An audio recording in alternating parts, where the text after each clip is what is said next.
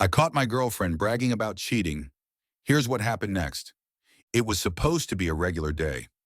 I had wrapped up my last meeting earlier than expected, which was rare. I thought coming home early would be a pleasant surprise for my girlfriend Megan. I even picked up her favorite takeout on the way back, envisioning a cozy evening together. Little did I know that my life was about to change forever. I parked outside our apartment building, juggling the food bags and my briefcase as I headed up the stairs.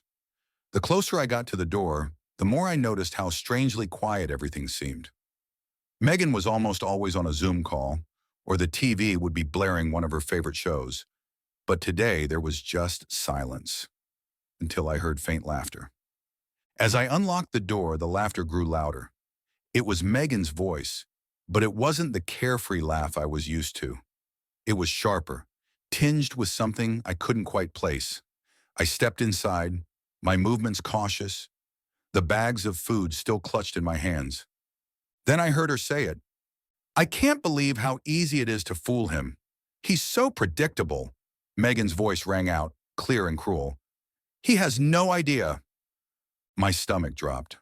I froze in place, the food bag slipping from my grasp and landing on the floor with a muffled thud.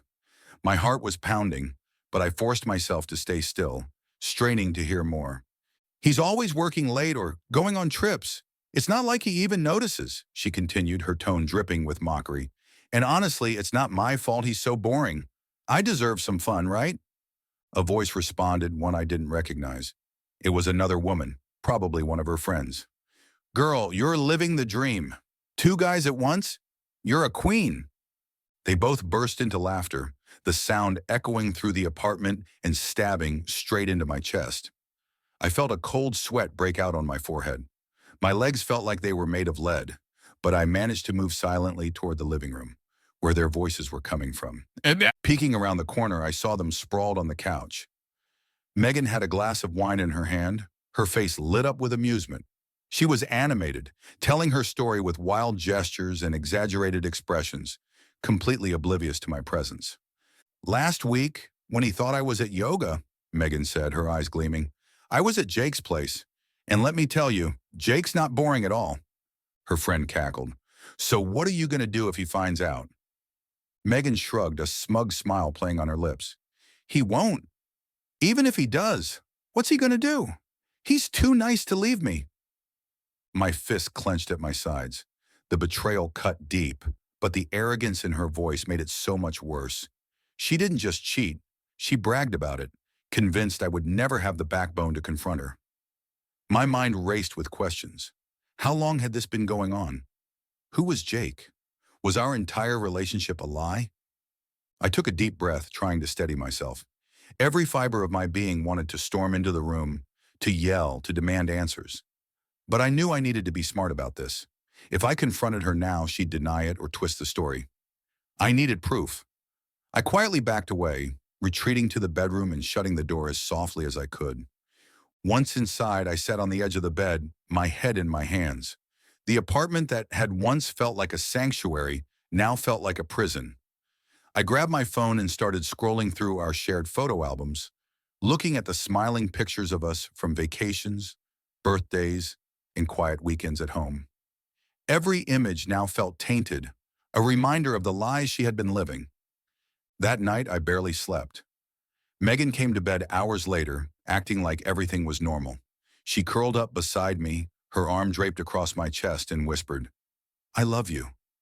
Her words felt like daggers. I stayed awake, staring at the ceiling, trying to figure out my next move. The next day, while Megan was out, I started my investigation. I checked her phone, something I had never done before. It felt wrong, invasive, but I needed answers. Sure enough, there were messages from someone named Jake. Explicit messages. My blood boiled as I read them, each one confirming the betrayal. I took screenshots and emailed them to myself. I also found receipts, hotel stays, expensive dinners, things she'd never mentioned to me. The evidence was overwhelming, but instead of feeling relieved, I felt hollow. This was the woman I thought I'd spend my life with. How had it come to this? Over the next week, I started distancing myself emotionally. I acted normal on the surface, but inside I was planning my exit. I consulted a lawyer, secured a new place to live, and began separating our finances. I didn't tell anyone what was happening, not even my closest friends. I wasn't ready to face the pity or the questions. Then one evening, Megan's behavior pushed me over the edge. We were having dinner, and she was glued to her phone, laughing at some text. I knew it was him. She didn't even try to hide it anymore. "Who's so funny?" I asked, my tone casual. She looked up, startled, and quickly locked her screen. "Oh, just a meme from Sarah," she lied, her smile strained. I nodded, biting back the urge to confront her right then and there. Instead, I finished my meal in silence, my mind racing. That night, as she slept beside me, I finalized my plan. The following morning, I waited until she left for work. Then I packed my things, leaving only a note on the kitchen counter. It was brief and to the point. "Megan, I know about Jake. I know about everything. Don't bother calling me. We're done." I left the key to the apartment beside the note and walked out, feeling a mix of heartbreak and relief. For the first time in weeks, I felt like I could breathe again. In the days that followed, Megan called and texted repeatedly, but I didn't respond.